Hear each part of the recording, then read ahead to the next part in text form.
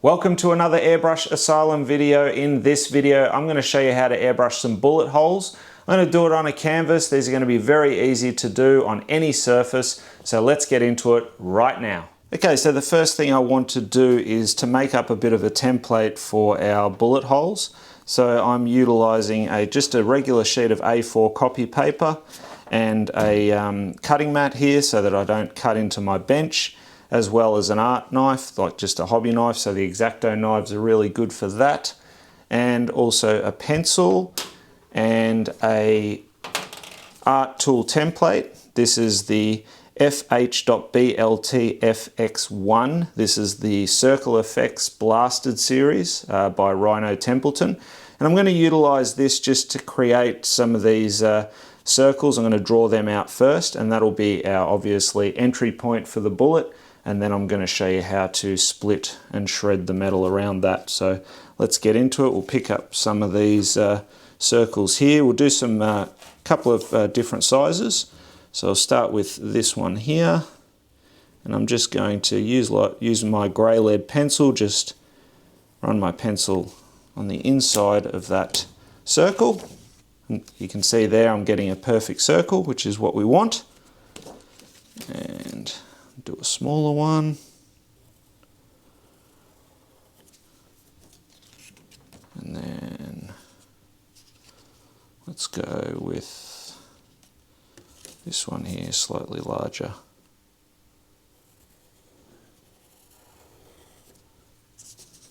And one more for good measure. We'll just do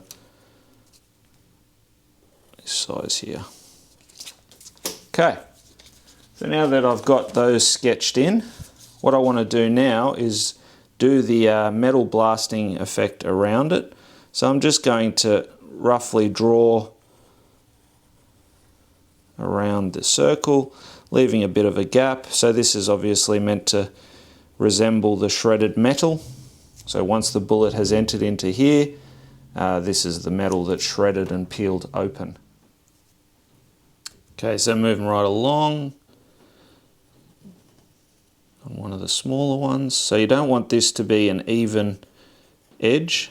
You want it to be jagged and just completely uneven. So that'll make it look a little bit more natural. And last one. Went in a bit too close there, but that's okay. Can adjust that.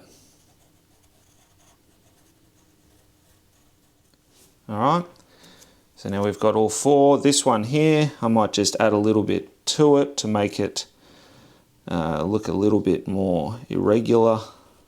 So I might just put a little tail out there. So you can easily add bits and pieces if you like. And we might do that sort of a shape around there. All right, so we've got them drawn in now. Now we're not going to cut out the circle part of it because we've got our template for that. But what I will do to make it a bit easier, which I should have done earlier, is find out which holes I've used. Not that it really makes that much of a difference, but I'm just going to put a little cross on the ones that I've used. So to do that, just come back in with your template and measure them out, and that'll tell you which one's which. If you don't have a circle template, then by all means use an alternative that is circular that you can use, maybe a lid off some sort of a bottle or a jar would work, just something nice and small. And varied sizes is good because then you can have a play with some different sizes. So now, using our blade, I'm going to go ahead and just cut the jagged part. And this will then become our mask. Now we're going to keep the positive masks as well. So once I cut this out, we'll hold on to those pieces because we can use them for adding drop shadows later. It doesn't matter if you're not 100% accurate. Again, it's very uneven. We want an uneven sort of finish.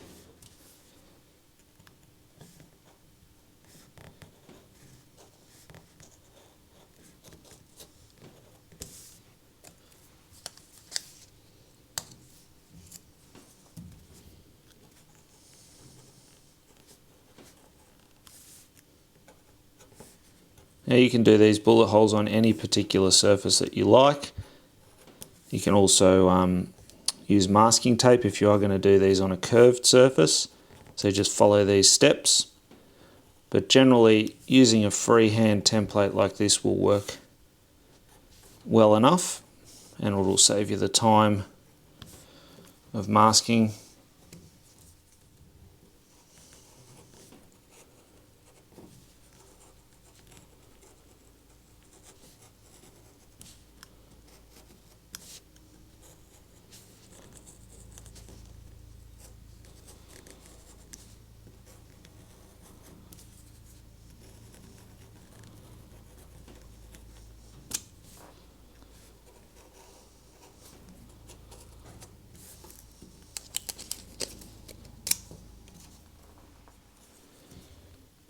Go ahead and cut out the final one.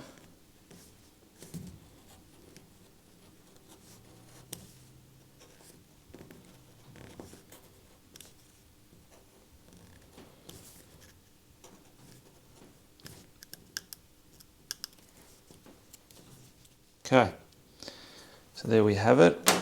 So we've got our negative part of the template now and our positives. Now, while we've got the positives there, I'm just going to put a little arrow on the inside pointing up like so, so I know which way is top. Just makes it easier to line up. I mean, they're not that difficult, but just little things like that can help you out.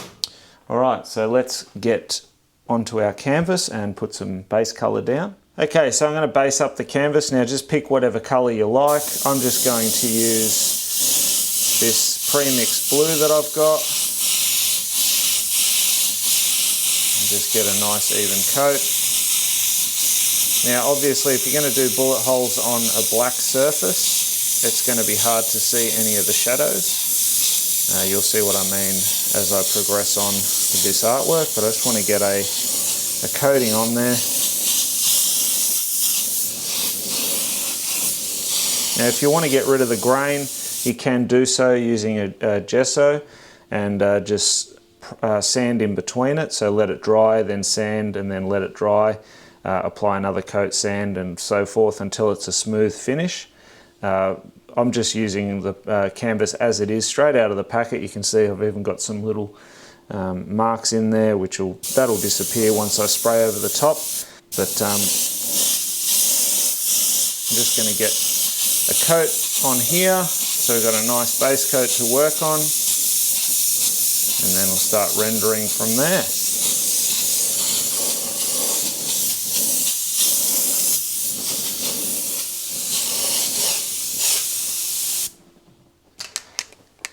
Okay, so what I want to do now is I want to make up a grey, so just a light grey, and this will be for the metal folds, so these sections here. Alright, you can use a silver, but for this particular purpose, I know a lot of people don't have silver, so I just thought I'd keep it nice and simple. So we're going to use a bit of white, a few drops of black, and a little bit of reducer as well. So let's go ahead and mix that now. So starting off with the white, I'm going to put more white in, and you only need a couple of drops of black. So put some white in, get our black, a few drops of that, and I'm going to mix that first. Give that a shake.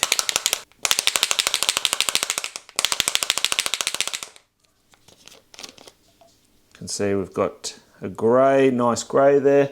I'll probably go a fraction darker, so let's go ahead and add another 1 or 2 drops of black. We'll do 2. Give that another shake.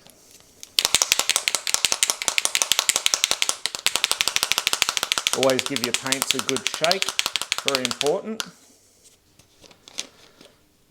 And pretty happy with that colour. So now I'm going to go ahead and add some reducer into the mix, and then we're going to go ahead and lay down our metal folds.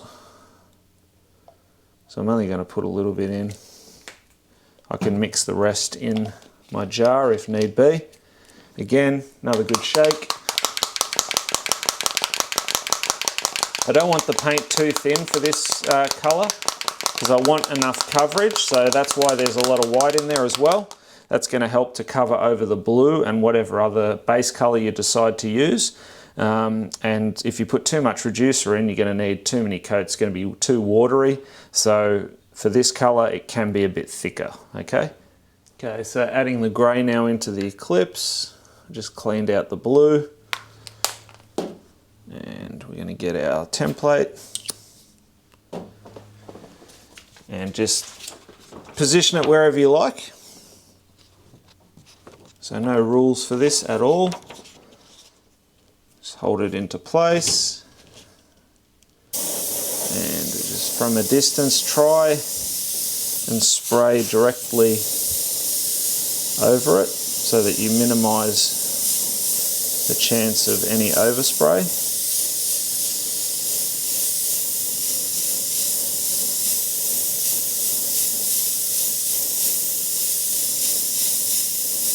We probably will get some, but I'll come back and show you how to eliminate that. Alright, so that's our first spray. You can see we've got a bit of overspray along there, but again, don't worry about that right now. Just keep going. If you want to really limit the overspray, then you'd want to use masking, but like I said to you earlier, it will take a little bit longer. So this is really just a method to show you how quick and easy bullet holes can be, and you can come back and fix it a bit later on.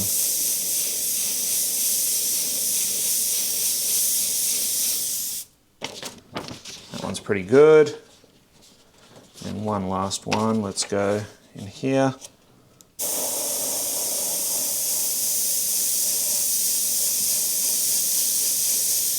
Okay, so that's all done. Okay, so because I got a bit of the overspray on there, I want to just eliminate that now. We could wait till later, but I just thought I'll show you right now how to do it. And you just utilize your positive mask, hold that into place, and then utilizing that blue, and careful now to not get blue on the inside. Just work your way around, and that should give you a nice sharp edge like so. So I hope you're enjoying this video so far. If this is the first time to the channel, then welcome. For all of our regular viewers, welcome back. By all means, if you do like it, feel free to give it the thumbs up, share it out, and let's build this airbrushing community together. And if you haven't already, feel free to hit subscribe. Tap on that bell icon and that will notify you every time I put out new content. Now, this video is filmed a little bit different to my usual. Usually I'll run the camera with just the airbrushing sound, and then I'll do all my voiceovers and everything afterwards. Tried to keep this one a little bit raw, so you are seeing some of the mistakes and how I fix them. So I hope that's helpful. So you can see I've got a bit of an overspray line. That came from holding the template up, and just that overspray tends to travel, so you could mask it all out, but I'm just going to dust over that very carefully. And if you want to protect where you're going, just sort of hold that on there as well and just dust around it. Just be careful not to get another edge, but that edge shouldn't really show up because I'll be going on my blue surface. But you can see here still a bit of a funny area there that we can fix up, but that's looking a lot better now. Right, so now I am ready to do the bullet hole. So using my CMC Plus Iwata Micron, this runs a 0.23mm needle nozzle setup. I'm going to add some reducer in there. You can see I've got reducer. I've put a bit too much in, so not a problem. We'll just blast that out. I only want a little bit, and I'm going to add some black in there. Some Trident black. And then whenever mixing in the cup, put your finger over the front and just carefully bubble it to mix it. All right, let's give that a bit of a test. Make sure I'm happy. Yep. Good to go. Okay, so now using my circle template, and I've marked out which ones are which, so I can easily identify that this hole will be for here. So I'm going to hold that in place. Now we want to be really careful. You can see here I've got an exposed area and I've also got an exposed area here. So that's dangerous because if I spray, I'm likely to get overspray. Let me just give you a demo. I'll show you what I mean. So having that there, that's the hole we're going for. If I'm spraying like this, you can see there, I'm getting overspray traveling. So it will travel, so be careful. So for this purpose, I'm going to mask up around this hole just to protect around that area because I don't want to have to keep fixing little bits and pieces. So let's go ahead and do that right now. Okay, so using some 2-inch masking tape, I'm just going to mask up around this one here just to protect our overspray, like so.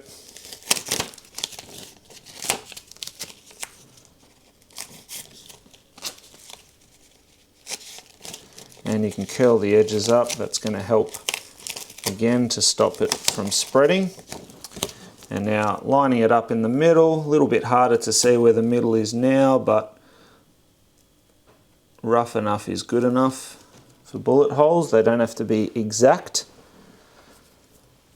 And I'm just going to keep my fingers on it so that I get a nice sharp black hole. So I don't want overspray traveling underneath the template for this. I want it nice and crisp.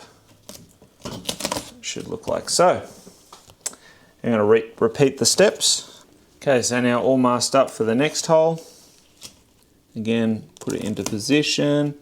Make sure I'm happy with it. And go ahead and spray that one in. Again, I'm just building it up slowly, not trying to saturate. I don't want any overspray or any paint drips underneath. Again, lining it up. Happy with that. Spraying that one in.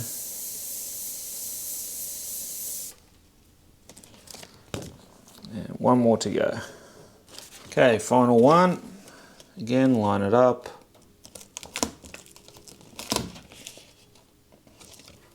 And spray.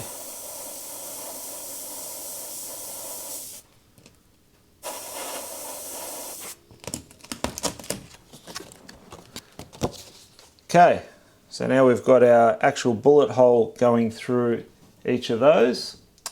And now I want to start to render around them. So let's get into that right now. Okay, so now I'm going to add some shading. So utilizing black first. I'm just going to hit this top edge very carefully, like so. Getting a bit of tip drying.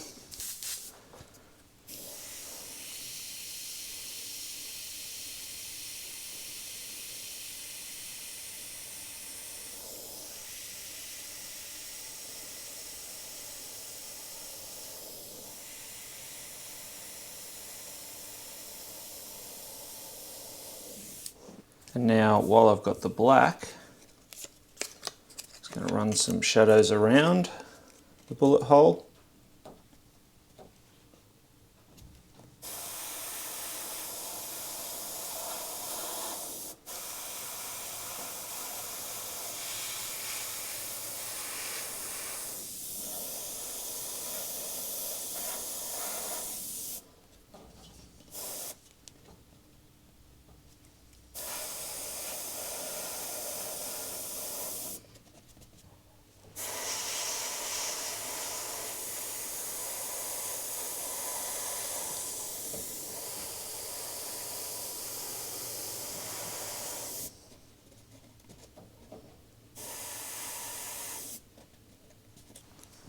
So you can see how that's making it look more three-dimensional. We'll add highlights in a minute.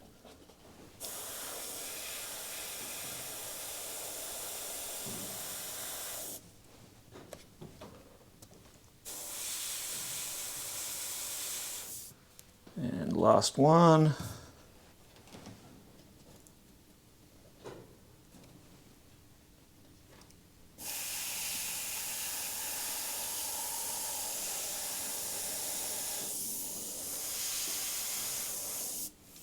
And just going to add some highlights just on some of these edges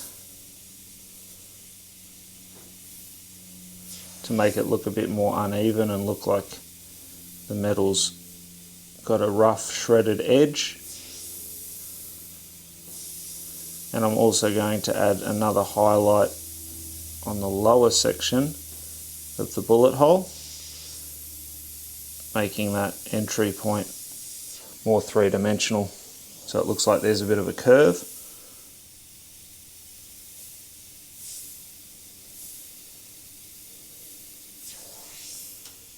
And continuing on.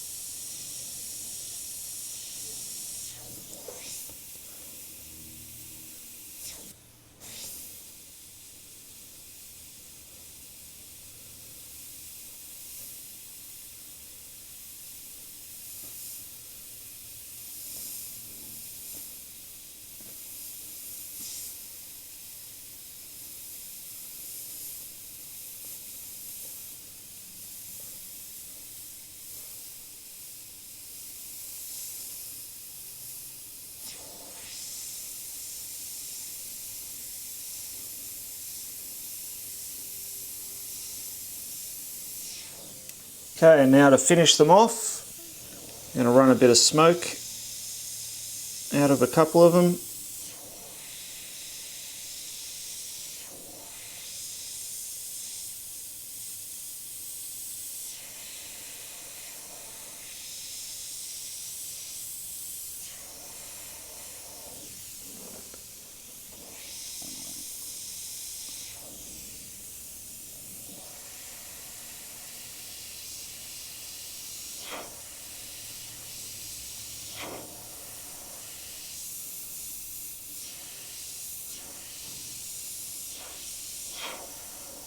And there you have it, the completed canvas with some really simple bullet holes that you can have a go at yourself.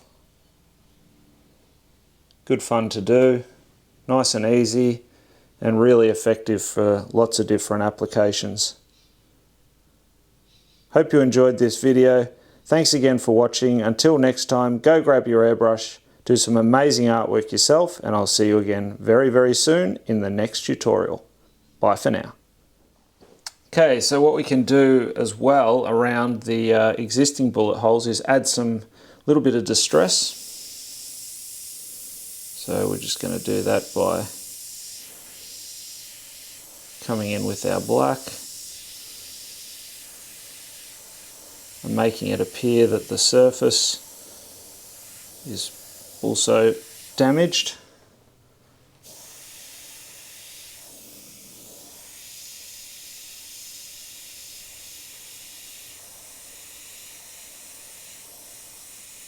Again, if you want to control your overspray and protect the bullet hole, then by all means utilize the positive template.